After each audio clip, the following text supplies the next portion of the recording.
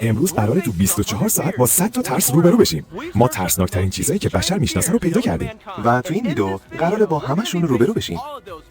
اول از همه با مسیر وحشت 5 تا مرحله هست که باید رد کنی و هر مرحله سخت‌تر و ترسناک‌تر میشه. و مرحله اول دل و روده گندیده ماهیه.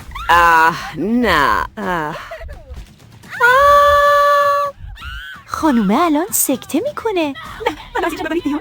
راستی هر مرحله‌ای که رد کنی $1000 برنده میشی. مرحله دوم کرم‌ها. وای خدا، حس میکنم دارن زیر انگشتای پام وول میخورن. تا الان $2000 بردی. اینم مرحله سوم. این چه چرا تیکه تیکه است؟ چون شیر منه. 2 مرحله دیگه مونده. بعدیش سوزها. وای این یکی رو دیگه نمیذارم. تنش موهای شد. چه وضعیه؟ دارم سعی میکنم روشون پا نذارم ولی حس میکنم دارن لای انگشتام وول میخورن. این مرحله آخره ولی جایزش $2000. بعدی ماها.